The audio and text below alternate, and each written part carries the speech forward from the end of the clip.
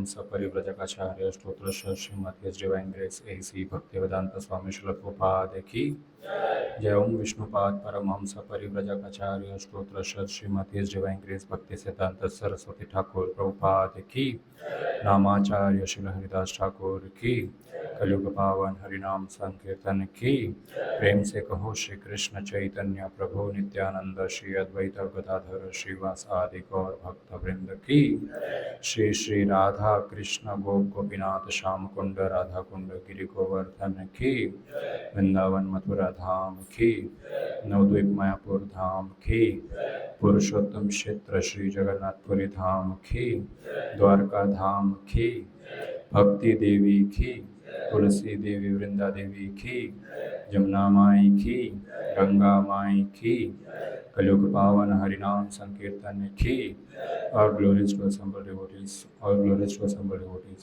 all glories to assembled devotees, all glories, all glories, all glories to Shri Guru and Gauranga. Om Gyanthimirandhasya Jnananjana-shalakaya Chakshurum militam yena tasmai Shri Guruve Namaha.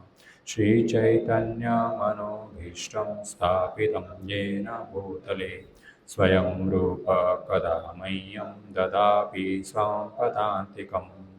Vandeham Shri Guru Shri Yuta Padakamalam Shri Gurum Vaishnavam Cha Shri Rupam Sagrajatam Sagana Raghunatham Tam Sajivam Sadvaitam Savadutam Parijanam Saritam Shri Krishna Chaitanya Devam Shri Radha Krishna Padan Sahagana Lalita Shri Vishakhavidam Cha हे कृष्ण करुणा सिंधु दीनबंधु जगत्पते गोपेश गोपेशकांत राधाकांत नमस्ते तप्त कांचन गौरांगी राधे वृंदावनेश्वरी वृषभानुसुते देवी प्रणमामि हरिप्रिये। नमो ओं विष्णुपादाय कृष्णपृष्ठाय भूतले श्रीमते भक्तिवेदांत स्वामी निति नामिने नमस्ते सरस्वते देवे गौरवाणी प्रचारिणे निर्विशेष शून्यवादी भाषाकृते सतारिणे वाञ्छाकल्पतरुभ्यश्च कृपा सिन्धुभ्येव च पतितानां पावनेभ्यो वैष्णवेभ्यो नमो नमः। जय श्री कृष्ण चैतन्य प्रभु नित्यानंद श्री अद्वैत गदाधर श्रीवासादि गौर भक्तवृंद। हरे कृष्णा कृष्णा कृष्णा हरे हरे हरे राम राम राम हरे हरे। हरे कृष्ण।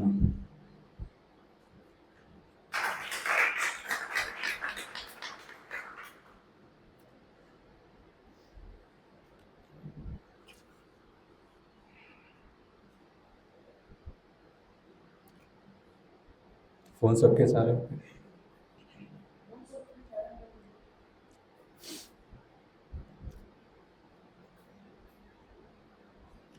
जी आवाज बराबर आ रहा है, एको नहीं हो रहा है ज्यादा। ये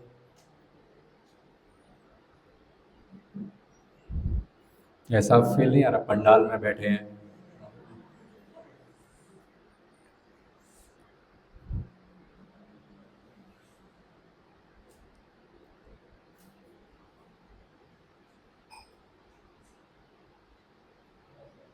हरे कृष्ण।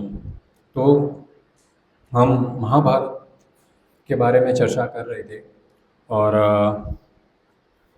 महाभारत में जयद्रथ के कारण अभिमन्यु की मृत्यु हो गई थी।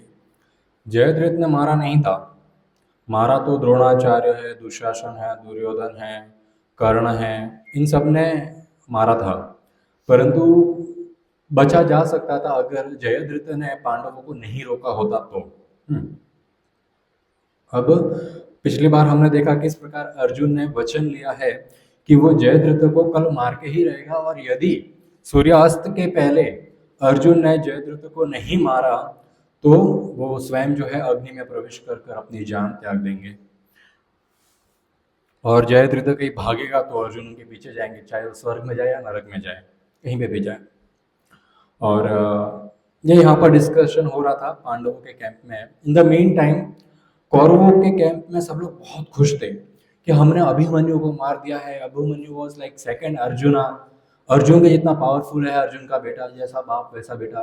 तो बोले अभिमन्यु को मार दिया है तो बस अभी सिर्फ अर्जुन को ही मारना है, फिर हम जीत जाएंगे। ऐसा सब लोग खुश हो रहे हैं बहुत, और सब लोग ऐसा सोच रहे हैं और डिस्कशन कर रहे हैं, दुर्योधन, द्रोणाचार्य इत्यादि, कृपाचार्य, कर्ण, कि अभी अभिमन्यु को मार दिया है तो अर्जुन बड़ा डिप्रेस्ड होगा और एकदम अपना मोटिवेशन हो, डीमोटिवेट हो गया होगा, बेटा मर गया अभी क्या युद्ध करें। ऐसा उन्होंने सोचा। क्योंकि क्या होता है ना, इस भौतिक संसार के लोग ऐसे होते हैं कि उनके जीवन में थोड़ा भी दुख आता है तो वो डीमोटिवेट हो जाते हैं। उनको लगता है अब तो सब खत्म, और तो जीवन में कुछ बचा ही नहीं है। मेरा प्रिय बेटा चला गया, मेरी प्रिय कोई परिवार का सदस्य है, वो यदि इस संसार छोड़ के चले जाए तो लोगों को लगता है अब जीवन में कुछ बचा ही नहीं है, सब खत्म। हालांकि लगता है ये थोड़े दिनों के लिए ही है, बाद में तो भूल भी जाते हैं लोग और अपना कंटिन्यू करते हैं लाइफ, पर थोड़े दिनों के लिए ही सही उनको लगता है अब तो हमारा जीवन ही खत्म है। और कुछ कुछ लोग ऐसे होते हैं जो वास्तविक इतना डिप्रेशन में चले जाते हैं किसी को खोने के कारण कि वो जिंदगी भर डिप्रेस्ड रहते हैं, वो डिप्रेशन से बाहर आते ही नहीं है। ये अज्ञानता के कारण होता है। जब शास्त्रों का ज्ञान बराबर नहीं होता, भगवत गीता का ज्ञान बराबर नहीं होता, कृष्ण की भक्ति, कृष्ण के बारे में जब ज्ञान नहीं होता, जीवन क्या है, मरण क्या है, इसके बारे में, आत्मा क्या है, मैं कौन हूँ, व्यक्ति को जब इन चीजों के बारे में नहीं पता होता तो वो शोक करता है। तो यहाँ पर कौरवों को लग रहा था कि अर्जुन शोक कर रहे हैं, अर्जुन शोक कर रहे थे, बट इनको लगा अर्जुन अभी युद्ध भी नहीं करेंगे, ही विल गिव अप। ये डिस्कस कर रहे थे, इतने में जो है पांडवों के कैंप से जोर से चिल्लाने की आवाज आ रही थी, खुशी की। क्यों? क्योंकि अर्जुन ने वचन लिया था कि कल जयद्रथ को मैं मार दूंगा और जो बीच में आया उसको भी मार दूंगा। तो पांडवों के कैंप में सब बड़े खुश हो गए और ये आवाज आई जयद्रथ के पास। अभी जयद्रथ जो है वो कैंप के बाहर अपने टेंट में था और कुछ जासूसों ने आकर जयद्रथ को बोला कि जयद्रथ, ऐसा अर्जुन ने वचन लिया है, कल तो या तुम बचोगे या अर्जुन बचेगा। कृष्ण अर्जुन को तो कुछ होने देंगे नहीं, बचे तुम जो कल नहीं बचोगे। तो ये भागते हुए पांडवों के पास, कौरवों के पास आ गए जयद्रथ। जयद्रथ आए और सबको अभी इतना हौफे हुए हैं, पसीने हो रहे हैं, एकदम सांस फूल गई है, खुद के मृत्यु के बारे में सुना है। वैसे देखा जाए तो कुछ लोग कहते हैं कि हर चीज की एक डेट होती है, हमको इंफॉर्मेशन मिलता है। जैसे आज क्लास थी तो सुबह सबको नोटिफिकेशन आ गया था कि शाम को क्लास है। कौन, ये नरेश प्रभु नोटिफिकेशन डालते हैं। फिर शाम को उन्होंने एक और ऐसा घंटी का नोटिफिकेशन आया, रिमाइंडर, फिर से क्लास है, जूम क्लास है, उसके रिमाइंडर आते हैं। तो हमको पता है हमें क्या करना है। मृत्यु का कोई रिमाइंडर नहीं है, कब किसको मृत्यु आ जाए कुछ अता पता नहीं है। और शायद यही कारण है कि व्यक्ति को बताया नहीं जाता मृत्यु कब आ रही है। यदि उसको बता दे मृत्यु कब आ रही है, वो जीने की आशा ही छोड़ देगा। व्यक्ति जीता केवल इसीलिए क्योंकि उसको पता नहीं है वो कब मरने वाला है। यदि उसको पता चले अगले महीने उसकी मृत्यु होने वाली है, वो सबसे पहले तो रिजाइन करेगा। रिजाइन करने में क्या जरूरत है, कल से काम पे ही नहीं जाएगा, वो जॉब छोड़ देगा, परिवार को छोड़ देगा, सब अपनी अपनी इच्छाएं पूर्ण करेंगे। भौतिक संसार के लोग हैं तो बोले पहाड़ों पे जाएंगे, एंजॉय करेंगे, ट्रैकिंग कर लेते हैं, थोड़ा कहीं घूम लेते हैं। कुछ लोग क्लब्स में जाएंगे, कुछ लोग गोवा जाएंगे, बोले last few month of life चलो एंजॉय करते हैं, लेट्स यूटिलाइज दिस लाइफ। लोगों को लगता है कि अपना जीवन ये यूटिलाइज कर रहे हैं। फालतू चीजों में बर्बाद करना, क्लब्स में, पार्टीज में, नशे पानी में और फालतू की जगहों पर जाना, लोगों को लगता है they are utilising and enjoying their life. Actually it is maya who is enjoying them. माया उनके साथ खेल रही है, उनको लगता है हम एंजॉय कर रहे हैं। परंतु जो समझदार व्यक्ति है उसको यदि मालूम पड़ जाए कि 1 महीने बाद मृत्यु आने वाली है तो वो परीक्षित महाराज जैसा बिहेव करेगा।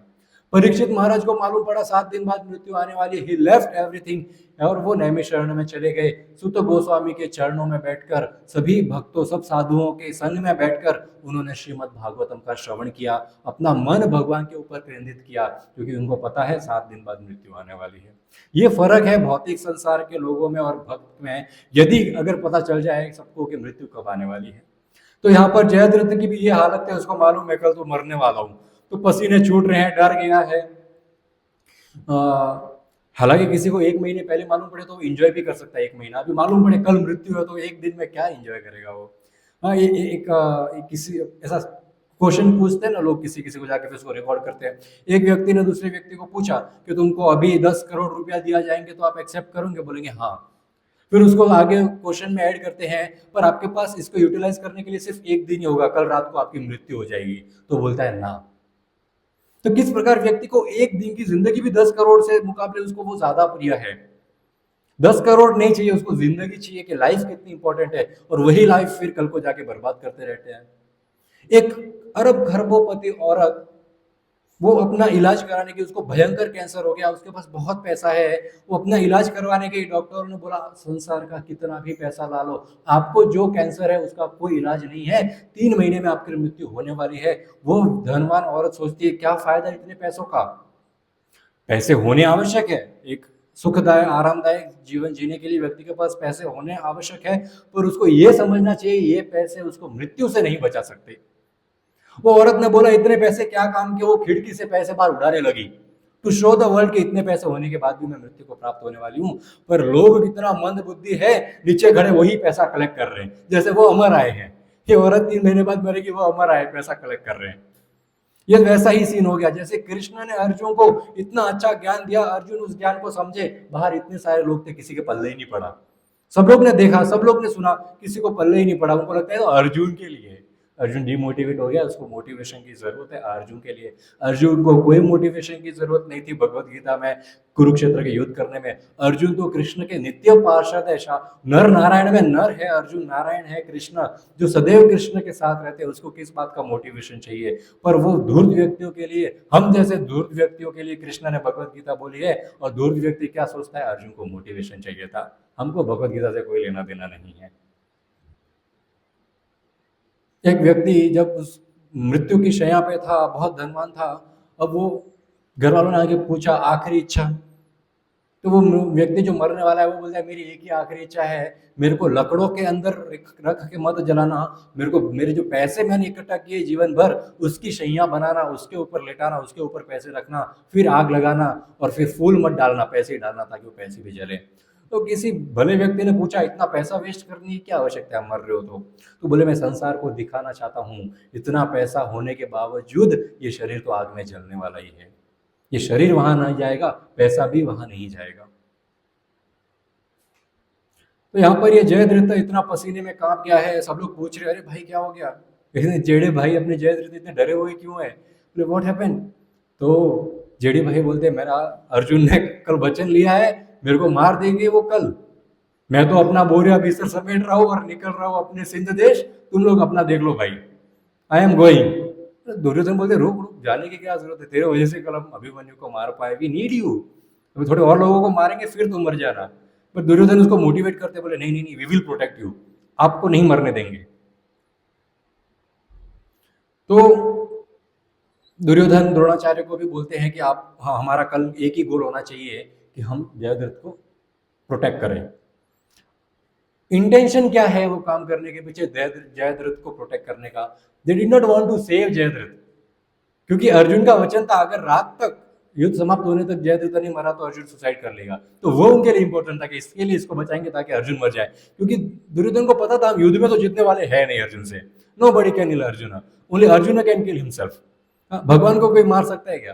प्रभुपाद को पूछा भगवान ऐसा पत्थर बना सकते हैं जो खुद भगवान नहीं उठा पाए? प्रभुपाद ने बोला बना देंगे।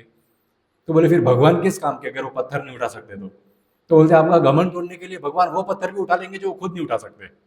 तो अर्जुन को कोई नहीं मार सकता, पर अर्जुन खुद को मार सकते हैं। तो ये सबका प्लानिंग था, अर्जुन खुद को भी मार देंगे, जयद्रथ को बचाते हम लोग।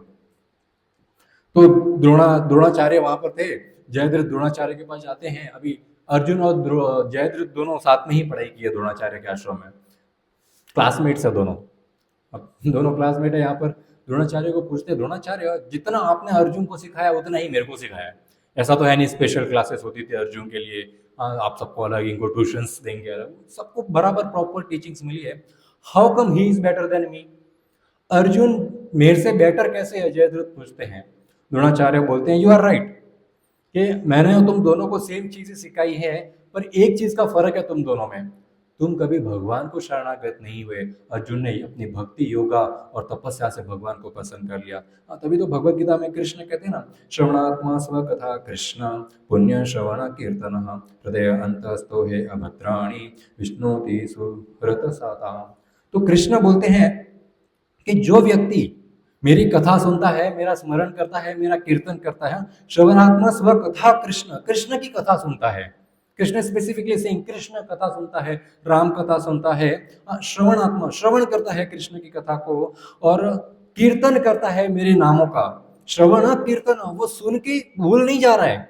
यहाँ पर हम कथा सुनते हैं, हम अभी कथा सुने हैं, कल को भूल जाएंगे वापस, जब तक नेक्स्ट ट्यूसडे मैसेज नहीं आएगा तब तक याद भी नहीं आएगा क्या हुआ था। एक हफ्ते में सब भूल गए, कुछ लोग जाते ही बार भूल गए, मेरे जैसे लोग, इतना दिमाग कमजोर होता है लोगों का। तो यहाँ पर कृष्ण कहते हैं सिर्फ सुनना इंपॉर्टेंट नहीं है, उसको स्मरण भी करना है। जो सुना है उसका कीर्तन, उसका चिंतन, उसका स्मरण करना है कि कैसे जिंदगी जीना है, वो 7 दिन तक हम प्रैक्टिस करेंगे। क्लास में कोई तो एक ऐसा पॉइंट मिला कि जिससे हम अपनी जिंदगी चेंज कर सकते हैं, तो ही तो कथा का फल है, वरना कथा का फल क्या है? जब तक कोई वृक्ष फूल फ्रूट नहीं देता है तब तक वो वृक्ष लगाने की आवश्यकता क्या है, या फिर जब तक छांव नहीं देता है तब तक वो वृक्ष लगाने की आवश्यकता क्या है? वो वृक्ष से या तो फ्रूट चाहिए, या फ्लावर चाहिए, या शेडो छांव चाहिए। ये 3 चीजें यदि वो वृक्ष से मिल रही है तो ही वो वृक्ष का महत्व है संसार में। यदि लोग ऐसा कोई जिस वृक्ष पे सिर्फ कांटे उगते, वो कोई को लगाता भी नहीं है वैसा वृक्ष, कोई किसी को इम्पोर्टेंट जरूरी नहीं है ऐसा वृक्ष लगाने की। तो यदि कृष्ण कथा सुन रहे हैं और जीवन में बदलाव नहीं आ रहा है, तो ये तो कांटों का आपका खाली फुकट इधर टाइम वेस्ट हो रहा है, मेरी एनर्जी वेस्ट हो रही है और आप लोग का टाइम वेस्ट हो रहा है, क्योंकि कुछ चेंज ही नहीं आ रहा है किसी के जीवन में। परंतु जब तक वो कथा जीवन में अप्लाई नहीं करेंगे, तब तक ये जो कथा, कृष्ण कथा रूप का जो ये पेड़ है, जब तक इसके फल का आस्वादन नहीं करेंगे तब तक ये हमारे जीवन में वेस्ट है। कैसे इसका स्मरण, कैसे यूटिलाइज करना है कथा को, मोस्ट इंपॉर्टेंट। हर बार जब कथा में जब कहा जाता है कि कृष्ण नाम जरूरी है, तो नाम का उच्चारण करना, रेगुलर चैंटिंग करना, एक माला ही सही। जब कोई जरूरी नहीं है व्यक्ति 2-3 घंटा बैठकर, हाँ, हाथ नीचे पैर ऊपर कर दे, कहीं पानी के बीच में जाके बैठ जाए, इर्द गिर्द आग जला के सेंटर में जाके बैठ जाए, भस्म लगा दे, हिमालय में चले जाए, ये सब कुछ नहीं करना है। हाँ, किसी का नेचर है ऐसा तो भले जाओ, कोई रोकेगा नहीं, परंतु हम जैसे इस माया नगरी के लोगों को ये सब नहीं भी करेंगे तो चलेगा। हमारे लिए तो सबसे उत्तम है हरि नाम संकीर्तन। रोज का 1 माला 2 माला, जितना आपके पास समय है। 1 माला को एवरेज टाइम लगता है 8 मिनट, तो दिन का 8 मिनट तो कोई भी निकाल ले। 8 मिनट निकालने में क्या बड़ी बात है? किसी के पास 24 घंटे है दिन में, 24 घंटे में कितने मिनट्स होते हैं? 24 इंटू 60 कितना होता है? कैसे करो कोई? 1440, 1440 मिनट है तुम्हारे पास दिन में, हम सबके पास 1440 मिनट। वो 1440 मिनट में सिर्फ 8 मिनट निकालना है। अरे अभी कोई धनवान व्यक्ति है, कोई करोड़पति है, कोई अरबपति है, उसके लिए 10 रुपए निकालना क्या बड़ी बात है? अंबानी ने अपने बेटे हो मुकेश अंबानी ने अनंत अंबानी की शादी की थी, तो बोले कि उसकी टोटल शादी में हम कभी जिंदगी में इतना पैसा नहीं कमा सकते, उतना उसने अपनी शादी में बहा दिया। और वो उसका नेटवर्थ का कितना परसेंट था? हार्डली 1% या उससे भी कम, 0.5% उसका नेटवर्थ का उतना। तो ये कहने का अर्थ ये है उसके पास इतना पैसा है कि वो 0.5% भी निकालेगा तो कोई फर्क नहीं पड़ रहा उसको, कोई भी फर्क। उल्टा रिचार्ज महंगा कर दिया, वो कवर कर लिया उसने, ही कवर्ड इट। तो हमारे पास 1440 मिनट्स है, तो इसमें से 8 मिनट निकालने में हम रो रहे हैं। कितने कंजूस हो सकते हैं हम? मारवाड़ी तो ऐसे बदनाम है कंजूस करके, पूरा संसार के सभी लोग कंजूस है। 8 मिनट कृष्ण को नहीं दे सकते, और सभी पैसा देना सिंपल है कृष्ण को, कृष्ण को पैसा देना बहुत सिंपल है, लोग डोनेट करेंगे भर भर के, that is also good, but समय देना मोस्ट इंपॉर्टेंट है। 8 मिनट दे सकते हैं अपने जीवन के। तो यहाँ पर द्रोणाचार्य बताते हैं जयद्रथ को कि ये फर्क है तुम में और अर्जुन में। वो कृष्ण को समर्पित है, वो कृष्ण के साथ रहता है, वो कृष्ण की कथा सुनता है, वो कृष्ण की सुनता है, और तुम सिर्फ अपने मन की सुनते हो, इसलिए तुम मंकी हो। तुम कृष्ण की नहीं सुनते हो, ये फर्क है तुम दोनों में। द्रोणाचार्य कहते हैं still I will try to protect you. मैं कल ऐसे अरेंजमेंट करूंगा कि ऐसा ऐसा व्यू बनाऊंगा। लास्ट टाइम चक्र व्यू बनाया था, जयद्रथ मारा गया था, इस बार मैं ऐसा व्यू बनाऊंगा, ऐसा ऐसा प्लानिंग अरेंजमेंट करूंगा कुरुक्षेत्र की कि अर्जुन और कृष्ण तो छोड़ो, देवतागण भी उसको नहीं क्रॉस कर सकते, दानव पूरा यूनिवर्स की सेना भी आ जाए तो मैं जो चक्र बनाऊंगा कल उसको कोई नहीं भेद पाएगा। बट आप कल मारे जाओगे, उसमें कुछ तो इतना मेहनत क्यों, मारा जाऊंगा बट क्योंकि मैंने प्रॉमिस किया है to help Duryodhan, I will help you. Duryodhan बोल रहा है इसका रक्षा करना, तो I will try my best. मन पता है कि तुम मरने वाले हो कल, but I will help you. Dronacharya को मालूम था जयद्रथ तो मरने वाला है। क्या कारण है मरने वाला है? क्योंकि अर्जुन ने वचन लिया है या तो जयद्रथ मरेगा या मैं, और क्योंकि अर्जुन के साथ कृष्ण है तो अर्जुन तो मरने से रहे, तो बच्चे जयद्रथ जो अब बचेंगे नहीं, जयद्रथ मरने वाले।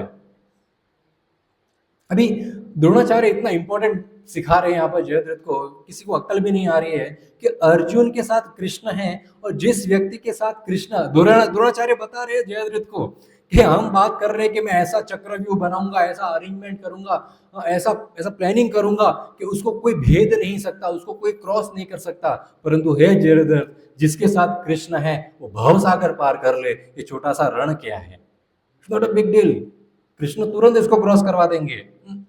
कृष्ण कहते ना ये तू सर्वाणी कर्माणि मयि संन्यास्य मत्परः अनन्येनैव योगेन माम ध्यायन्तु उपासते, कि जो व्यक्ति मेरे ऊपर चिंतन करता है, जो व्यक्ति मेरा नाम जप करता है, जो व्यक्ति पूरी तरह मेरे को शरणागत है, भवामी न चिरत पार्थ मैं आवेशित चेतसा, ऐसे व्यक्ति को मैं भवसागर पार करवा लेता हूँ। मैं खुद नाव चलाता हूँ, व्यक्ति को नाव में बिठाता हूँ, पूरा भवसागर पार करके लेके जाता हूँ। What's the big deal?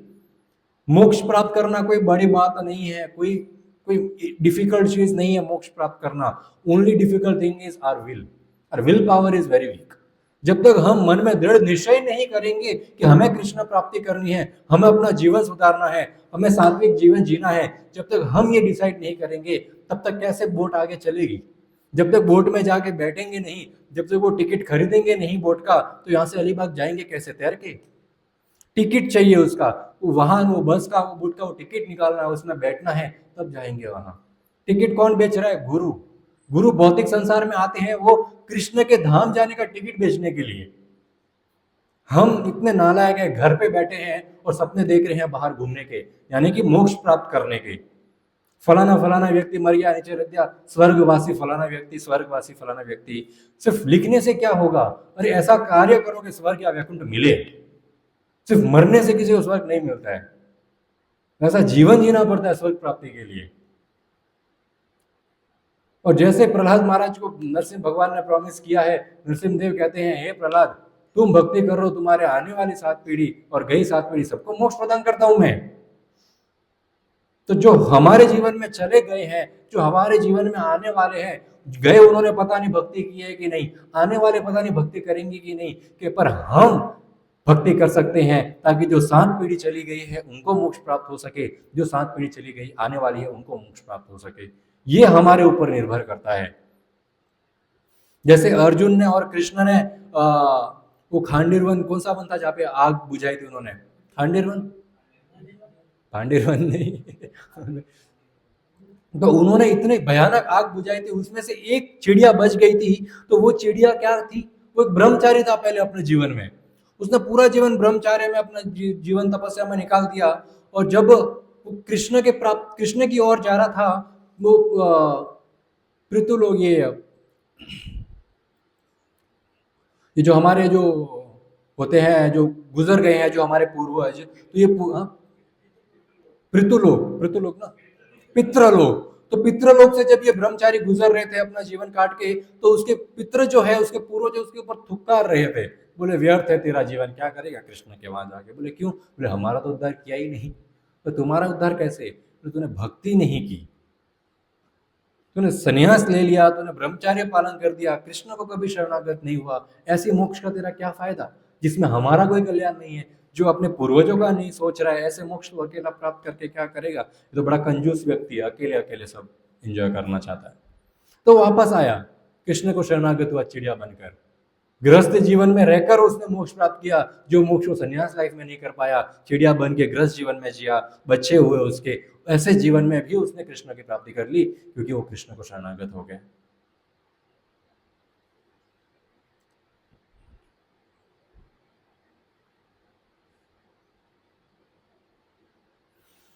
अब पांडवों के कैंप में अर्जुन अकेले अपने बिस्तर पर बैठे हैं, और वचन तो ले लिया है कि कल जयद्रथ को मार देंगे, और बस अपने हाथों को निहार रहे हैं, अभिमन्यु के बारे में सोच रहे हैं। इतने में वहां कृष्ण आते हैं, और कृष्ण कहते हैं, अर्जुन तुमने इतना उत्सुकता में अनजाने बिना ज्यादा ध्यान दिए इतना बड़ा वचन दे दिया है, मुझे फंसा दिया तुमने।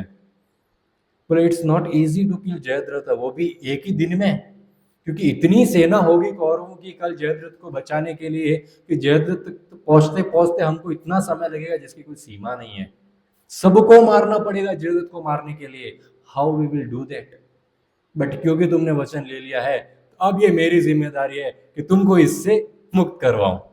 ये कृष्ण रिस्पॉन्सिबिलिटी लेते हैं। भक्त एक बार कृष्ण के शरणागत हो गया, भक्त ने, व्यक्ति ने एक बार सोच लिया कि अब मेरी नौका, अब मेरा जीवन कृष्ण के सहारे है, तो कृष्ण उसके नौका चलाने वाले बोटमैन बन जाएंगे। कृष्ण रिस्पॉन्सिबिलिटी लेते हैं उसके जीवन में, उसको जितने भी उतार चढ़ाव आ रहे हैं वो भवसागर से पार करवाने का रिस्पॉन्सिबिलिटी कृष्ण की है। फिर उस व्यक्ति को चिंता करने की जरूरत नहीं है। अरे प्रभुपाद यार, कलकत्ता के छोटे से एक घर में, छोटे से परिवार में पैदा हुए हैं, अपना जीवन गुजार रहे हैं, और परंतु गुरु के आदेश से उन्होंने एक बार वचन ले लिया कि मैं पूरी पृथ्वी में चैतन्य महाप्रभु का मैसेज पहुंचाऊंगा। अब प्रैक्टिकली इट इज इम्पॉसिबल। पूरी पृथ्वी को कोई चैतन्य महाप्रभु का मैसेज कैसे पहुंचा सकता है? पूरी पृथ्वी को कोई राधा कृष्ण की भक्ति कैसे करवा सकता है? ऐसे घोर कलयुग में पूरी पृथ्वी से कोई हरे कृष्ण महामंत्र कैसे बुलवा सकता है? बट प्रभुपाद ने अपने गुरु के कहने के ऊपर निश्चय कर लिया कि आई विल डू इट। निकल गए वो बोर्ड लेके कि मैं पूरी पृथ्वी को राधा कृष्ण का प्रेम, महाप्रभु का प्रेम प्रदान कर दूंगा। कृष्ण इज लाइक, ले भाई, अभी प्रभुपाद ने अगर निश्चय कर लिया है तो ये मेरी रिस्पॉन्सिबिलिटी, ये पूरा हो, क्योंकि भक्त ने डिसाइड किया है कि वो करेगा। अब मेरी रिस्पॉन्सिबिलिटी कि मैं पूरा भी करवाऊं। ये यहाँ पर सेम कृष्ण अर्जुन को कह रहे हैं, तुमने वचन लिया है जयद्रथ को मारने का, now it is my responsibility, कल मैं तुमको जयद्रथ तक जिंदा पहुंचाऊं और उसको मृत्यु प्राप्त हो। कृष्ण रिस्पॉन्सिबिलिटी लेते हैं। भक्त खाली एक बार निश्चय कर ले, मैं सबको भक्ति करवाऊंगा, कृष्ण विल डू इट। उसको तो कुछ करने की जरूरत भी नहीं है, हम कुछ कर भी नहीं सकते, हमारी क्षमता ही नहीं है कि हम किसी को, एक व्यक्ति को भी मुक्त करवा ले। अरे जो खुद भवसागर में डूबा हुआ वो किसी को क्या मुक्त करवाएगा? पर क्योंकि ही इज रिप्रेजेंटिंग एंटायर गुरु परंपरा, he is representing Krishna himself, Guru is Krishna's representative, तो कृष्ण रिस्पॉन्सिबिलिटी लेते हैं कि मैं इस व्यक्ति को भवसागर कर पार कराऊंगा, क्योंकि मेरा भक्त चाहता है। मैं चाहूं नहीं चाहूं, मेरे भक्त ने डिसाइड किया है कि जो व्यक्ति पूरा दिन अपने भोगों में लगा हुआ है, यूएस, अमेरिका, न्यूयॉर्क जैसी सिटीज में, जहां पर ये सब लोग अपने इंद्र तृप्ति में लगे हुए हैं, ये सब लोग नशे पानी में लगे हुए हैं, ये लोग अपना जीवन व्यर्थ कर रहे हैं, इन लोगों को क्या मुक्ति मिलेगी, इन लोगों को क्या कृष्ण प्राप्ति होगी? पर प्रभुपाद ने डिसाइड किया है तो होगी, because Prabhupada wants them to go back to godhead. Krishna is saying I will take them back to godhead. ये कृष्ण का प्रॉमिस है, Arjun I will help you. अभी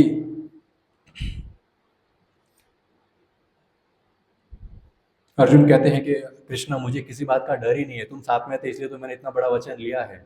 यदि कल मेरे और जयद्रथ के बीच में कोई भी आएगा तो उसके ऊपर ब्रह्मास्त्र छोड़ दूंगा, मैं सबको मार दूंगा, पर जयद्रथ को कल नहीं छोड़ूंगा।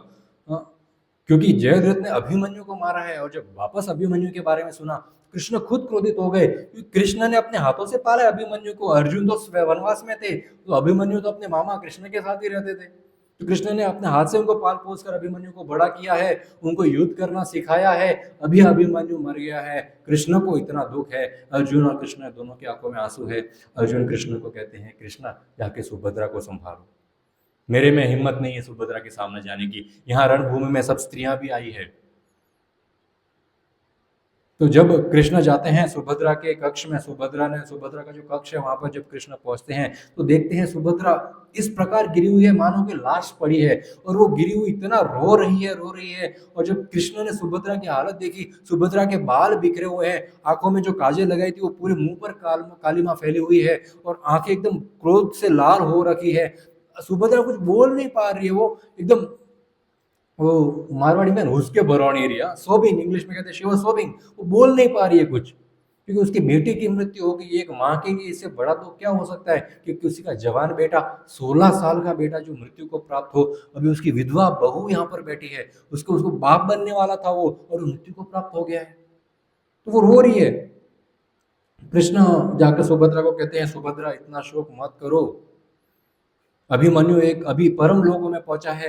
जो लोक में जाने के लिए बड़े बड़े योगी तपस्या से साधना कर रहे हैं, वो ऐसे लोकों में नहीं पहुंच सकते। अभिमन्यु वहां पहुंच गया है। जितने क्षत्रिय है वे सब कोशिश कर रहे हैं ऐसे महान लोकों में जाने की, कोई नहीं जा पा रहा है, वहां पर अभिमन्यु पहुंच गया है। अरे तुम तो एक एक एक क्षत्रिय, एक हीरो की माँ हो, एक क्षत्रिय की, एक अर्जुन हीरो की पत्नी हो, क्षत्रिय की पुत्री हो, तुम तो बहुत महान हो सुभद्रा, इतना शोक मत करो।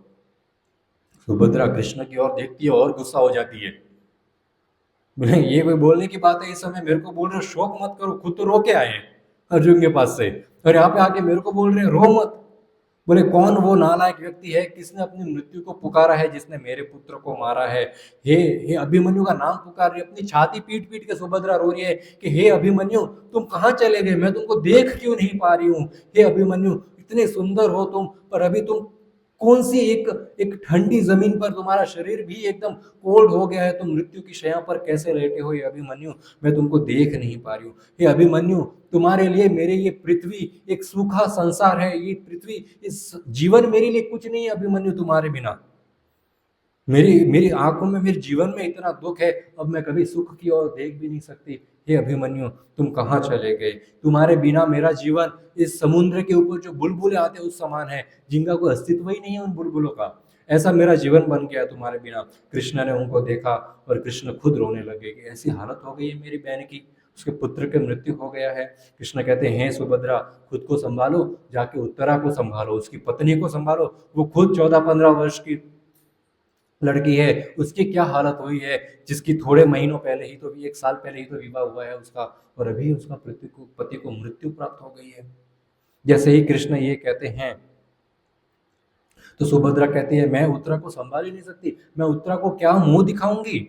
बोले कि मेरी खुद की हालत एक उस गाय जैसी हो गई है जिसका बछड़ा जन्म लेते ही मृत्यु को प्राप्त हो जाता है, मैं सुभद्रा को क्या संभालूंगी। इतने में वहां पर कक्ष में द्रौपदी और उत्तरा भागते हुए आते हैं जब वो खबर सुनते हैं अभिमन्यु के जाने की, और दोनों इतना रोती है सुभद्रा, उत्तरा और द्रौपदी तीनों फ्लोर पर गिर जाती है और जोर जोर से वहां रोना शुरू होती है। अब कृष्ण अकेले हैं, उनको संभाले तो संभाले कैसे। कृष्ण अपने आंखों से आंसू पोंछते हैं, उन तीनों को पानी पिलाते हैं और कहते हैं आप खुद को संभालो, क्योंकि अभी अभिमन्यु तो है उत्तम गति को प्राप्त हो गया, अब कुछ नहीं हो सकता।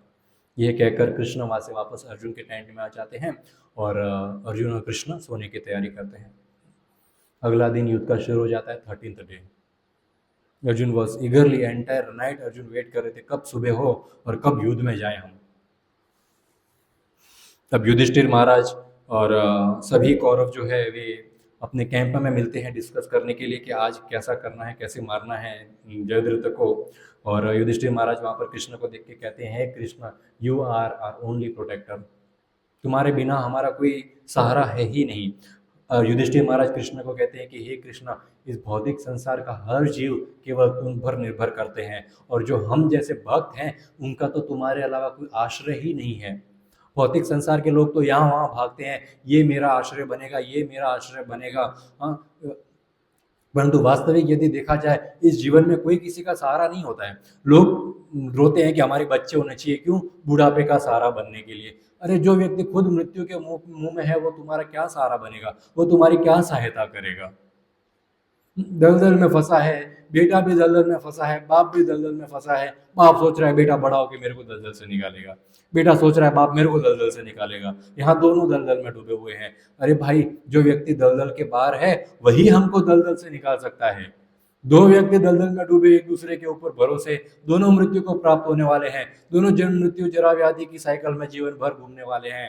जब तक दोनों बाप और बेटा, जब तक दोनों गुरु के आश्रय नहीं रहेंगे तब तक वो बाहर नहीं निकल सकते, क्योंकि गुरु वो व्यक्ति है जो ऊपर से हेलीकॉप्टर लेके आए हैं, लेडर फेंक रहे हैं, हाथ पकड़ के तुमको दलदल से बाहर निकाल रहे हैं। गुरु वो व्यक्ति है एक फायरमैन के जैसे हैं। यदि हम जीव आत्मा एक बिल्डिंग में फंस गए हैं जहाँ चारों तरफ आग लगी हुई है, हमको यहाँ से बाहर कोई नहीं निकाल सकता। हमारे पास ना तो सूट है आग से बाहर निकलने का, ना हमारे पास कोई टेक्निक है यहाँ से बाहर निकलने की, केवल गुरु हमको निकाल सकते हैं। दिखने में लगता है गुरु भी तो आग में फंसे हैं, पर गुरु ने ऐसा एक कवच पहना है, ऐसा ऐसा कपड़े पहने हैं जो फायरमैन पहनते हैं ना, कपड़े जो आग में जल नहीं सकते, तो वो पहना हुआ है गुरु ने। वो आगे के कपड़े क्या है? वो कृष्ण कथा है, वो कृष्ण कृपा है, वो कृष्ण की सुरक्षा है जो गुरु ने अपने ऊपर रखी हुई है। वो हरि नाम की चादर है जो गुरु ने पहनी हुई है, जिनको इस भौतिक संसार में रहते हुए भी माया टच नहीं कर सकती। वही कपड़े लेकर गुरु इस बिल्डिंग में आते हैं, हम जैसे जीव जो आग में फंसे हुए हैं उनको भी ऐसा कपड़ा पहनाते हैं, हरि कथा सुनाकर, हरि कीर्तन करवाकर, हरि नाम का जप करवाकर हमें भी ऐसी सुरक्षा देते हैं कि हम भी इस आग से बाहर निकल सके। तो हमें एक दूसरे के भरोसे के ऊपर रहने की आवश्यकता नहीं है, केवल भक्तों के ऊपर भरोसा रखना चाहिए। भक्त हमको यहाँ से बाहर निकाल सकते हैं। पर जो व्यक्ति भक्त नहीं बना है, जो व्यक्ति बाहर एंजॉय कर रहा है, अपनी इंद्रियों को भोगने में लगा है, जो खुद इस भव सागर में आग में फंसा हुआ है, वो हमको क्या बाहर निकालेगा? हम भरोसे पे हैं ये फ्रेंड हमको मुसीबत से बचा लेगा, ये रिश्तेदार मुसीबत से बचा लेगा, ये परिवार मुसीबत से बचा लेगा। अरे भाई, सब मुसीबत में फंसे हुए हैं, चोर चोर सब मौसेरे ही भाई है, यहाँ पर कोई किसी की सहायता नहीं कर पाएगा। केवल कृष्ण कृपा होगी तो गुरु हमारी सहायता कर सकते हैं, भक्त हमारी सहायता कर सकते हैं, और कोई सहायता नहीं कर सकता। युधिष्ठिर महाराज कहते हैं, हे कृष्ण, तुम्हारे अलावा हमारा कोई आश्रय नहीं है, तुम चाहो तो बचा लो, तुम चाहो तो मार दो, हम तो हमारी खुशी के लिए केवल तुम्हारे ऊपर निर्भर है। हे कृष्ण, हमारी बोट इस प्रकार डूबी हुई है इस भौतिक संसार में, तुम नावी हो, तुम ऐसी नाव चलाओ कि इस भव सागर से हम पार हो जाएं। कृष्ण के अलावा कोई नावी ऐसा नहीं है जो भव सागर से पार करवा सके। किसी के पास ऐसी क्षमता नहीं है, कोई कितना बड़ा भी बोटमैन हो जाए, कोई कितना बड़ा भी स्विमर हो जाए, कोई कितना महान हो जाए, भव सागर को पार नहीं कर सकता। किसी ने चैलेंज लिया था कि वो यहाँ से मुंबई सेंट्रल से नहीं, गेट ऑफ इंडिया से वो पानी में डूबता है, अलीबाग से निकलता है, अवार्ड मिलता है, अरे समुद्र पार कर लिया। अरे भव सागर समुद्र पार करे तो माने, तो अवार्ड मिलेगा कि वास्तविक स्विमर है भाई, स्विम करके बच गया। कोई नहीं, यहाँ संसार की स्विमिंग नहीं आए तो एक बार चलेगी, आनी चाहिए, it's a very good life skill है, स्विमिंग सबको आनी चाहिए, परंतु एक बार नहीं आया तो चलेगा। भव सागर पार करके कैसे जाता है वो स्विमिंग आनी चाहिए। वो स्विमिंग नहीं आई तो बुरा डूबेंगे भाई, और ऐसा भव सागर में डूबेंगे, ऐसा डूबेंगे, बाहर आने का कोई क्षमता ही नहीं है। ये तो ऐसा भव सागर है जहां पर कोई किनारा ही नहीं है, कि किनारा हो तो बचने का चांस हो भाई, जैसे तैसे सीख के किनारे पे तो आएंगे। इस संसार का तो कोई किनारा ही नहीं है, इस मटीरियल वर्ल्ड का कोई कॉर्नर ही नहीं है कि यहाँ पर जाके बच जाएंगे, नहीं। सिर्फ और सिर्फ भव सागर का पानी है, दुखों का सागर है, दुखालयम अशाश्वतम, कोई लिमिट ही नहीं है यहाँ दुखों की, इस दुखों के इस सागर की कोई लिमिट ही नहीं है। तो यहाँ से बाहर निकलना है तो स्विमिंग आनी ही चाहिए, और ये स्विमिंग हमको यहाँ से बाहर निकाल सकती है। कृष्ण कहते हैं कि आज कुछ भी हो जाए, मैं कोशिश पूरी करूंगा कि अर्जुन जयद्रथ को मारे, तब तक मैं आज शांत नहीं बैठूंगा। और सबका डिस्कशन हो जाता है, अब सब जाते हैं कुरुक्षेत्र के रण की ओर, अब होगा युद्ध शुरू। हरे कृष्णा हरे कृष्णा,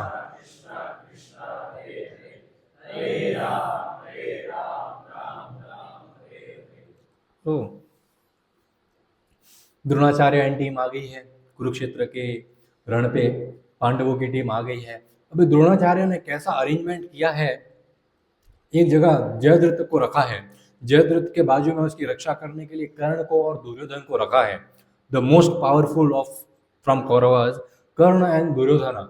और उसके बाद एक ऐसा नीडल, सुई होती है ना, सुई के शेप का ऐसा बना है कि वो पूरी तरह से जयद्रथ को घेरे हुए महारथी है, और उस सुई को एक ऐसा घेरा बना है, सबसे महान योद्धा जो है कौरवों की टीम में, वो सारे के सारे इस नीडल को कवर किए हुए हैं। और उसके बाहर एक रथ, एक बुलक कार्ट के रूप में सेना बनाई है कि कोई व्यक्ति इसको तोड़ ही नहीं सके।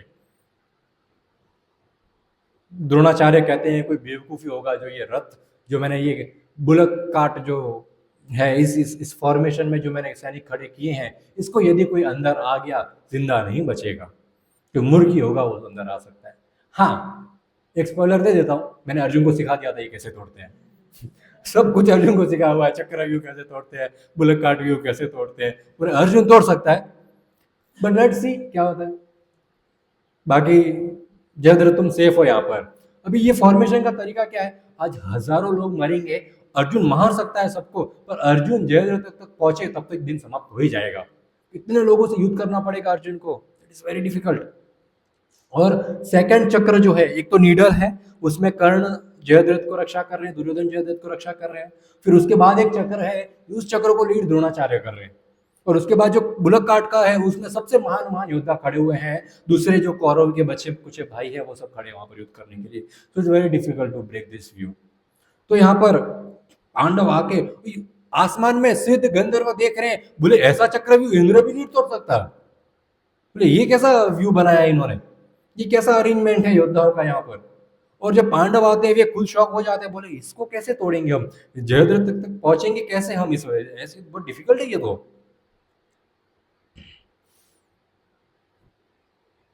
अर्जुन बोलते हैं कृष्ण को, कृष्ण देखो कैसा इन्होंने अरेंजमेंट किया है, दूर दूर तक सैनिक ही सैनिक दिख रहे हैं, एंट्री करने का कोई जगह ही नहीं दिख रहा है। But I know how to enter. जो बुलक काट बनाया ना, उसमें जो गाय है ना, गाय बुल बैल, उसका मुख है ना, वहां से एंट्री करेंगे, क्योंकि मेरे को सिखाया था द्रोणाचार्य ने। कृष्ण बोले एज यू विश। वो एंट्री करते हैं अंदर, एंट्री करते ही हजारों हजारों की सेनाएं आती है कृष्ण और अर्जुन के ऊपर हमला करने के लिए। और अर्जुन को कृष्ण याद दिलाता है इन सब लोगों ने मिलकर अभिमन्यु को मारा है। तो अर्जुन और क्रोधित हो जाते, कृष्ण लेकिन नारद मुनि से कम थोड़ी है कृष्ण आग लगाने में।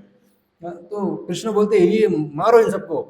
अर्जुन धड़ाधड़ अपने गांडी व बाण से एक एक साथ में हजार हजार बाण निकल रहे हैं, मालूम ही नहीं चल रहा है क्या हो रहा है। और हजारों हजारों की सेना में यहाँ पर कौरव मर रहे हैं। और अभी अर्जुन से युद्ध करने के लिए दुर्माशन आए हैं। दुर्माशन भी 100 कौरवों में से एक भाई है। ये आते हैं और अर्जुन के साथ घमासान युद्ध करते हैं। पर अर्जुन के सामने कोई टिक सकता है क्या। अर्जुन ऐसे भाले फेंकते हैं कि ये बंदे का अपना आर्मर जो है गोल्ड का टूट जाता है, घोड़े मर जाते हैं, सारथी मर जाता है, रथ गिर जाता है। और ऐसे भाले अर्जुन फेंकते हैं कि ये खुद बिना वस्त्रों के जमीन पर गिर जाता है और वहां से खड़े होकर भागने लगता है, बचाओ बचाओ बचाओ। वहां पर फिर लोग आकर उनको बचा के वहां से लेके जाते हैं। अब अर्जुन और इस व्यू में आगे बढ़ते जा रहे हैं। अर्जुन की इतनी स्पीड है, जैसे ये पंखे इतने स्पीड में चल रहे हैं किसी को पता भी नहीं चल रहा इसके पंख कहाँ हैं। तो अर्जुन इतनी स्पीड से चल रहे हैं कि यहाँ पर भी अर्जुन दिख रहे हैं और वहां पर भी अर्जुन दिख रहे हैं। और ये कौरवों की सेना को लग रहा है यहाँ पर अर्जुन है, यहाँ पर बाण फेंके सामने वाला ही मर रहा है, उनके टीम का ही व्यक्ति मर रहा है। तो 10-20 हजार लोग तो ऐसे एक दूसरे को मार के मर गए। उनको लगा वो अर्जुन को मार रहे हैं, पर वो मार रहे थे एक दूसरे को। अर्जुन तो और आगे निकल गए, अब तक तो खाली परछाई है पीछे। जो आप लोग ने कार्टून देखा है, कार्टून में आता था ना एक कोई एक चिड़िया या फिर कोई भी कैरेक्टर भागता है तो उसका पीछे एक परछाई रह जाता है, फिर परछाई पीछे पीछे भागता है। तो ये यहाँ पर अर्जुन के युद्ध से इंस्पायर्ड है ये कार्टून भी। तो अर्जुन भाग रहा है पर वो पीछे अभी तक उसका शेडो रह गया है, उसका रंग पूरा का पूरा रथ दिख रहा है, ऐसा लग रहा है यही खड़े हैं। और वो भाग के बहुत आगे, इतना स्पीड है अर्जुन का। और यहाँ पर ये एक दूसरे को मारे जा रहे सब। अभी वहां पर दुशासन आ जाता है। दुशासन अर्जुन को चैलेंज करता है 1000 हाथियों के साथ। अभी अर्जुन इतना क्रोधित होता है ऑलरेडी कि ये अभिमन्यु को भी मारा था, तो इन्होंने अभिमन्यु के साथ हाथियों को मारने के लिए आया था। कृष्ण बोलते हाथी थे वहां पर भी जब अभिमन्यु को मारा, मारो। तो अर्जुन इतने भाले फेंकता है, एक साथ 100 बाण फेंकता है, भाले बाण नहीं 100 भाले, सब हाथियों को वहां मार देता है। और हाथियों के ऊपर जो राजा बैठे हैं वो जैसे जैसे नीचे आते हैं, अर्जुन उन सबको मार देता है। और फिर अंत में दुशासन की ऐसी पिटाई करता है कि दुशासन वहां से भाग जाता है। अभी देखो अर्जुन सबको मार रहे हैं, पर या दुशासन को नहीं मारा, पिछले वाले भाई को भी नहीं मारा। कैन एनीबॉडी टेल मी क्यों नहीं मारा। बड्डे बॉय भीम, भीम के लिए छोड़ दिया। अरे भीम मारेगा इनको, आगे छोड़ो, मैं क्यों मारूं, भीम चाहता है मार, तो मारा नहीं, अपने कजिन्स को छोड़ दिया कि भीम मारेगा आगे। अब अर्जुन इतनी स्पीड से सब सैनिकों को मारते हुए जयद्रथ के पास आ रहे हैं। अभी सेकंड चक्र के पास पहुंचने वाले हैं जहां पर द्रोणाचार्य खड़े हैं। द्रोणाचार्य बोलते अब तो मेरे को युद्ध करने जाना पड़ेगा, वरना ये स्पीड से तो ये अभी थोड़ी देर में ही मार देगा जयद्रथ को। हाँ, अभी हम डिस्कस थोड़ा फास्ट फास्ट कर रहे हैं। ये द्रोणाचार्य के पास अर्जुन पहुंचे, उसके बीच में बहुत महान महान राजागण आए थे अर्जुन से युद्ध करने के लिए, मारे गए, घमासान युद्ध हुआ, आधा दिन बीत भी चुका था, द्रोणाचार्य तक आए तब तक। तो अभी द्रोणाचार्य ने चैलेंज किया कि तुम मेरे को मारे बिना नहीं जा सकते जयद्रथ के पास।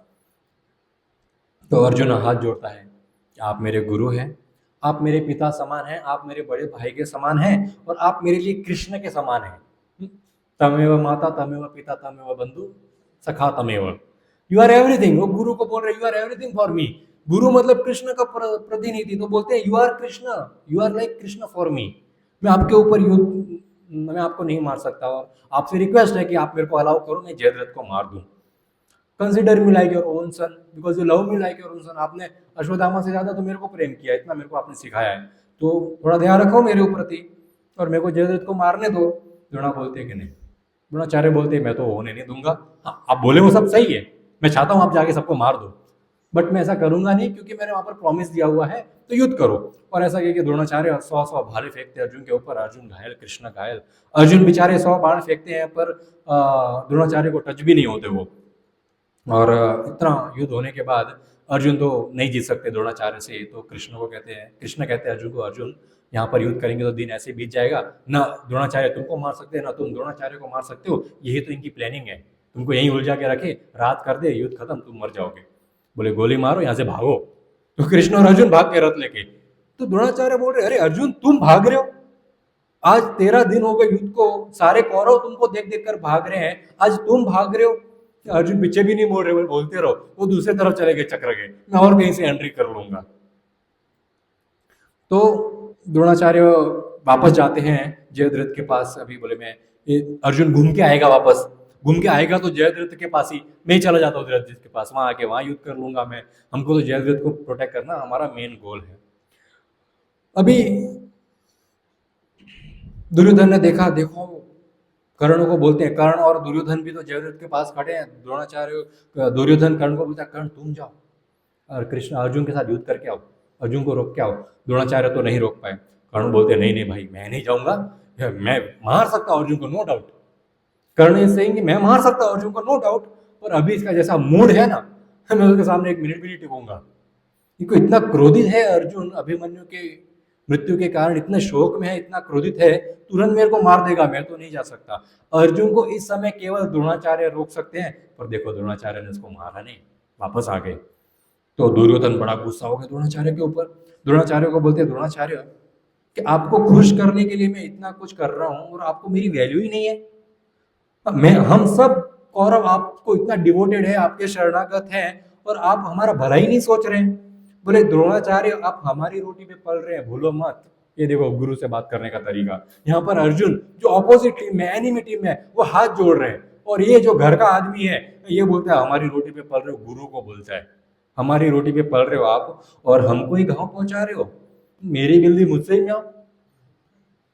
फिर बोलते हैं द्रोणाचार्य आप ऐसी सुई के समान हो जो शहद में लिपटी हुई है, व्यक्ति को लगेगा वो खारा शहद है पर अंदर तो सुई भरी हुई है, आप ऐसे सुई के समान हो। बिकॉज तुम्हारी वजह से मैंने जयद्रथ को कल भागने नहीं दिया, रोक के रखा था, अब ये मर जाएगा। तुम्हारे भरोसे में मैंने इसको आश्वासन दिया था कि हम तुमको बचाएंगे, अब बचाएगा कौन इसको? एक बार मृत्यु से व्यक्ति वापस आ सकता है जिंदा होके, परंतु अर्जुन ने जो प्रण ले लिया उस व्यक्ति को कोई नहीं बचा सकता, द्रोणाचार्य। अब द्रोणाचार्य को ऐसा बुरा भला बोला है दुर्योधन ने यहाँ पर, और ये बोलने के बाद दुर्योधन को रियलाइज होता है अरे कहीं ये गुस्सा होकर पांडवों की टीम में न चले जाए, तुरंत पैरों में गिर जाता है, sorry sorry sorry sorry sorry, काय का सॉरी, इतना अपमान करने के बाद काय का सॉरी। पर द्रोणाचार्य को मालूम है बाल बुद्धि है, अक्ल है नहीं, कुछ भी बड़ा अपना बोलते रहते हैं। बोले कोई बात नहीं, दुर्योधन बोलते हैं माफ करो मैंने गुस्से में थोड़ा बोल दिया, बट आप प्लीज प्रोटेक्ट करो हम सबको। द्रोणाचार्य बोलते हैं ठीक है कोई बात नहीं, वैसे तो मैं ट्राई करूंगा, कृष्ण और अर्जुन को साथ में मारना इम्पॉसिबल है, बट आई विल ट्राई। अब मैं तो युद्ध करके आ गया, अब मैंने अर्जुन को चैलेंज भी कर दिया, पर अर्जुन भाग गया, तो अर्जुन मेरे से युद्ध करेगा नहीं। कर्ण डर रहा है जाने से, और दूसरा कोई कैपेबल नहीं है। द्रोणाचार्य दुर्योधन को बोलते दुर्योधन तुम जाओ युद्ध करने के लिए। दुर्योधन बोलता मैं ऐसा हो ही नहीं सकता, मैं अर्जुन से कैसे युद्ध करने जाऊं, मैं प्रोटेक्ट कर रहा हूं जयद्रथ को, अभी कुछ तो बहाना चाहिए नहीं जाने का। बोले द्रोणाचार्य आप मेरी बेइज्जती कर रहे हो। बोले कैसे? बोले मैं वहां जाऊंगा, मैं हारूंगा, फिर भागूंगा, सब डिमोटिवेट हो जाएंगे, बोले राजा ही हार के आ गया, तो मेरे को इतना बेइज्जती मेरा होने से कुछ बचा लो। तो द्रोणाचार्य बोले ठीक है, कपड़े उतार के साइड में रख पहले तो। बोले, हाँ अपना कवच वगैरह सब साइड में रख। उन्होंने अपने कमंडलू से जल निकाला, मंत्र फूके और दुर्योधन के ऊपर फेंका और नया कवच आ गया, डिवाइन कवच, पूरे शरीर को कवर किया हुआ है। बोले ये ऐसा कवच है भगवान भी नहीं भेज सकते इसको, मेरे मंत्रों से बनाया है मैंने इसको। ये युद्ध करने जाओ, तुम मारो उनको, वो तुमको मारेंगे, तुमको कुछ टच भी नहीं होगा, एक भी बाण, इतना पावर है। अब दुर्योधन इज लाइक हाँ अब मैं युद्ध करूंगा, I only I can fight Arjun. गए वहां से अर्जुन से युद्ध करने के लिए। अभी अर्जुन ओनली 20 माइल्स दूर है जयद्रथ से, 20 माइल्स का डिफरेंस है, और युद्ध में केवल 4 घंटे बचे हैं समाप्त होने में, सूर्योदय होने में, सूर्य अस्त होने में केवल 4 घंटे बचे हैं, और 20 माइल्स दूर है। अब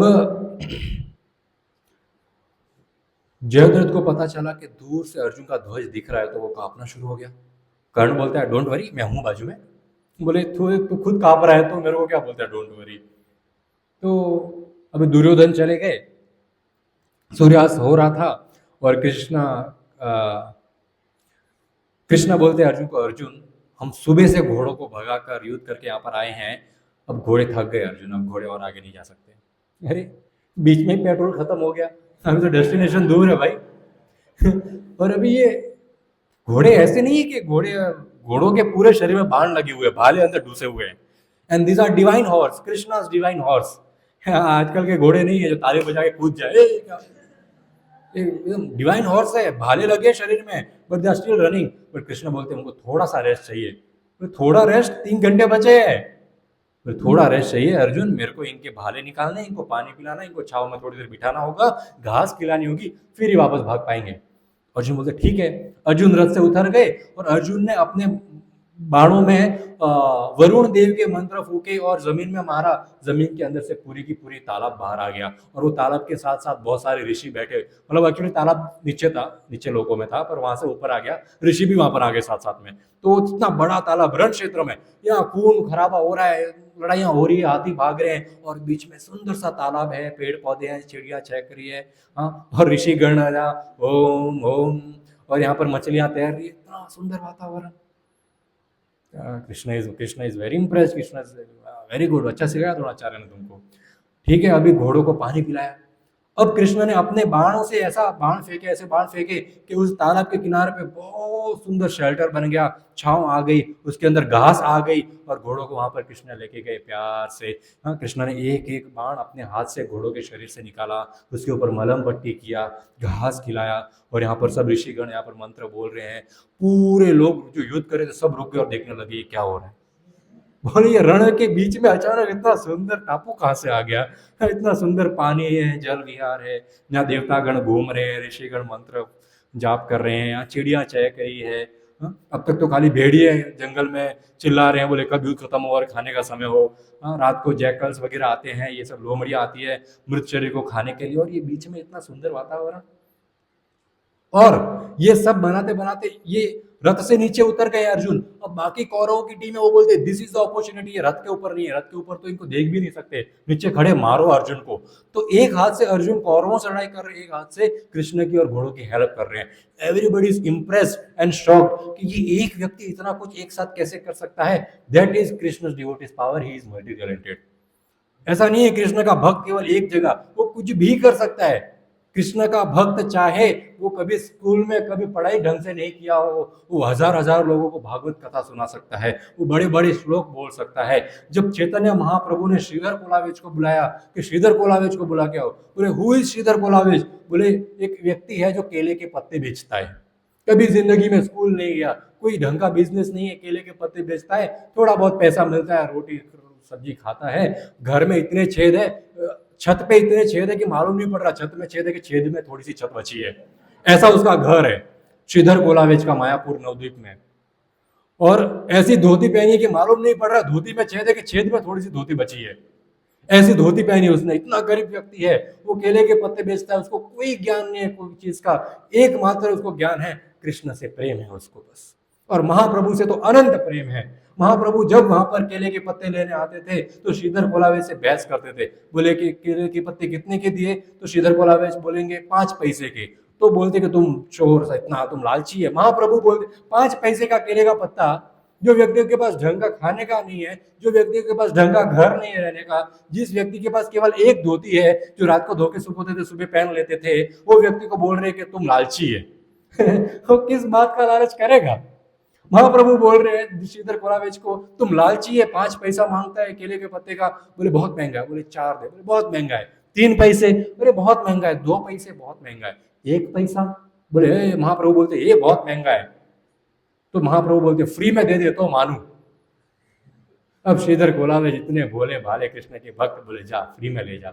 और श्रीधर कोलावेज भी देखो रोज वेट करते थे कब निमाई पंडित आएगा, कब मेरे से बहस करेगा, केले के पत्ते लेके जाके खाएगा। अरे क्या सौभाग्य है श्रीधर कोलावेज का, साक्षात राधा कृष्ण एक तनु चैतन्य महाप्रभु आ रहे हैं केले के पत्ते लेने के लिए। महाप्रभु जब तक मायापुर में रहे केवल श्रीधर कोलावेज के घर से केले के पत्ते लिए, उसमें ही खाना खाया, वरना खाना ही नहीं खाते थे।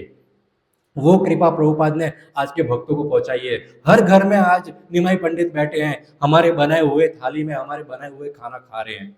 सोचो वो सौभाग्य चैतन्य महाप्रभु ने हमको दिया है। हाँ, वो तो चैतन्य महाप्रभु वहां पर श्रीवास पंडित को बोलते हैं कि जाओ श्रीधर कोलावेज को लेके आओ। अभी इतना भोला भाला ये व्यक्ति श्रीधर कोलावेज आता है। श्रीधर कोलावेज को महाप्रभु बोलते हैं कि वेदों का उच्चारण करो। श्रीधर कोलावेज बोलता है मैंने 5 पैसे के ऊपर 1 पैसा नहीं देखा, आप बोलते वेदों का उच्चारण करो।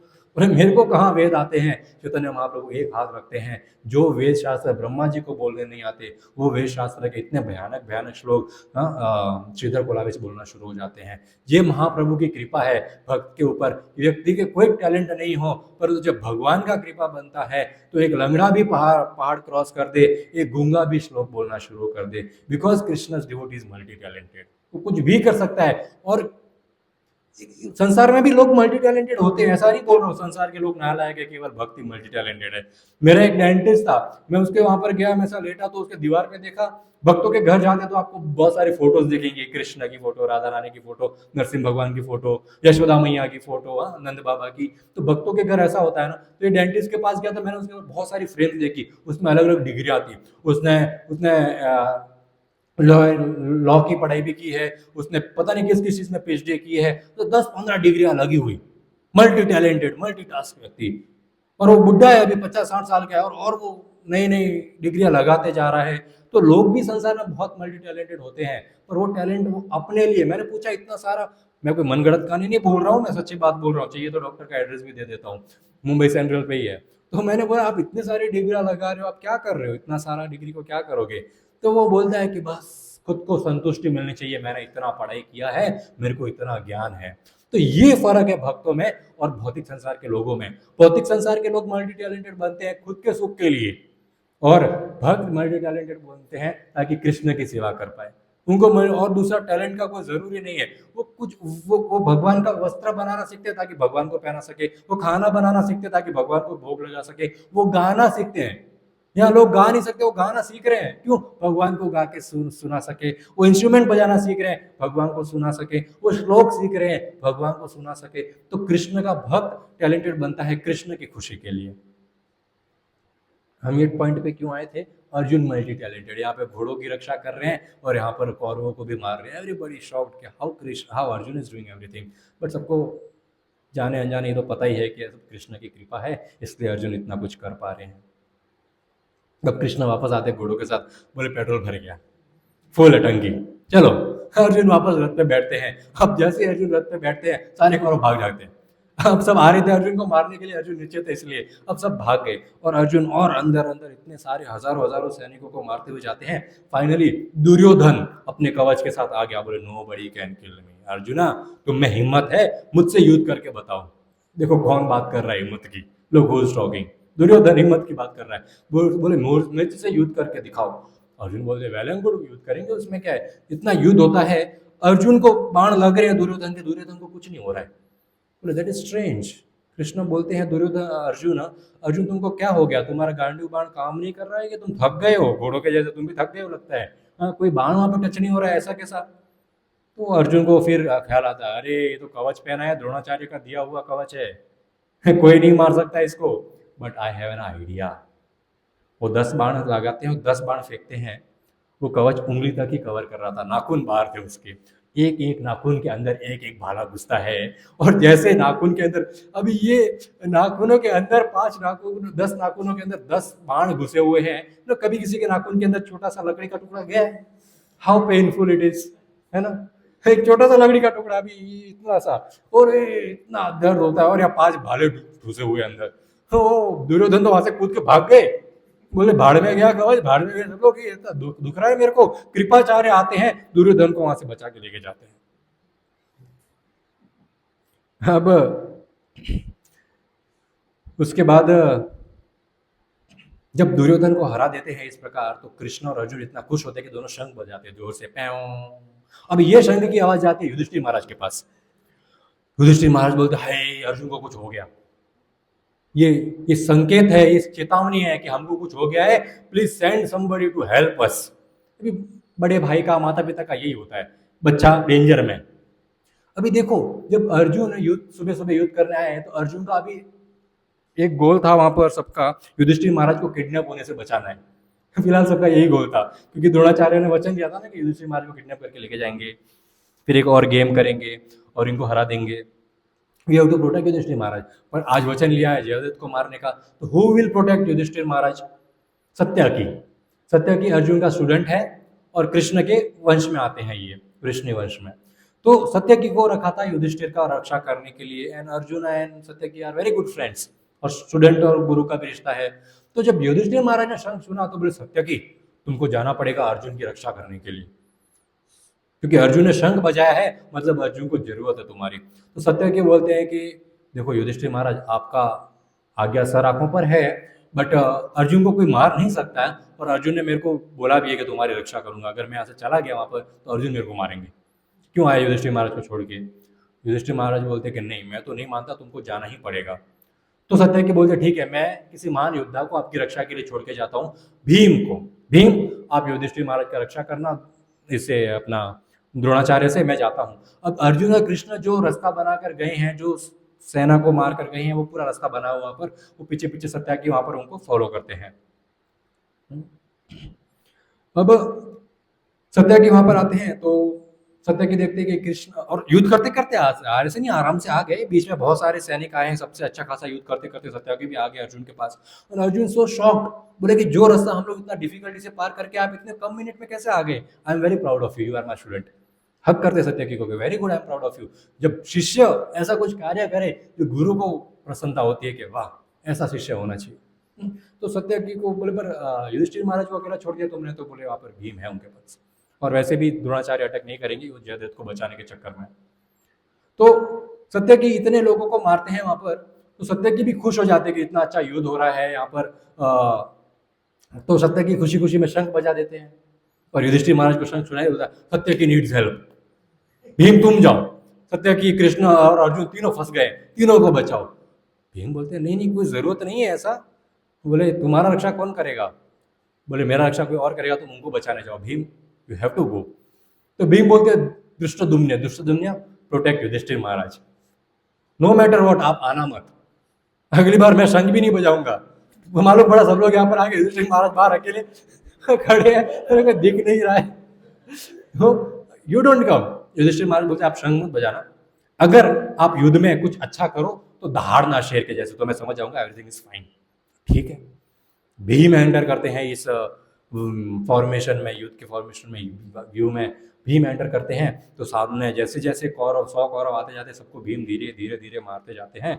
और फिर वहाँ पर अर्जुन हो गए, सत्यकी हो गए, कृष्ण हो गए और भीम हो गए।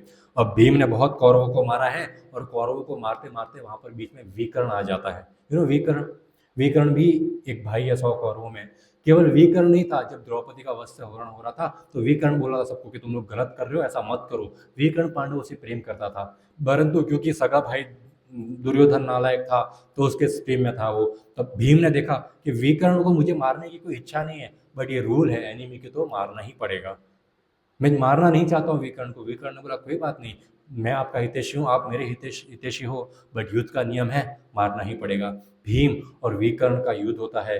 भीम रोते रोते विकर्ण को मारते, वो मारना नहीं चाहते हैं, बट भीम रोते रोते विकर्ण को मृत्यु के घाट उतारते हैं और विकर्ण वहां पर शहीद हो जाते हैं। और जब भीम बहुत रोते हैं विकर्ण को इस मृत्यु अवस्था में देखकर, क्योंकि भाई कजिन है, पर देखो कभी कभी ऐसा होता है ना कि दिल का रिश्ता ज़्यादा स्ट्रांग होता है। कोई सगा भाई नहीं हो या फिर कजिन भाई नहीं हो, तो जो रिश्ते दिल से बनते हैं ना, दो दो रिलेशनशिप आर वेरी स्ट्रांग, वो बहुत पावरफुल होते हैं। और जो यहाँ पर इनका दिल का रिश्ता अधिक था भाइयों से ज़्यादा। तो भीम इस विकर्ण की 3 परिक्रमा करते हैं, हाथ जोड़ते हैं, और जो भी लास्ट राइट्स होते हैं वो वहाँ पर परफॉर्म करते हैं, और फिर वापस युद्ध करने के लिए वहाँ पर जाते हैं। अब भीम ने 30 से अधिक कौरवों को मार दिया है 100 में से। पहले भी 14 कुछ मार चुके थे, अभी 30 मार चुके हैं, और वे जयद्रथ के एकदम नजदीक पहुंच गए हैं, और समय सिर्फ 1 घंटा बचा है। तब दुर्योधन शॉक्ड हो गया कि इतने कम समय बचे हैं और ये तो मारने के लिए भी आ गया है। तो द्रोणाचार्य और अश्वत्थामा को बोलते हैं, आप युद्ध करने जाओ, आप युद्ध करके इनको रोको, ताकि ये जो थोड़ा बहुत समय बचा है ये भी जैसे तैसे कट जाए। पर लेट्स सी, अभी आधे घंटे में अर्जुन और कृष्णा जयद्रथ को मार पाते हैं कि नहीं मार पाते, हम अगले हफ्ते देखेंगे। Thank you so much. Hare Krishna. Srila Prabhupada की जय। किसी को कोई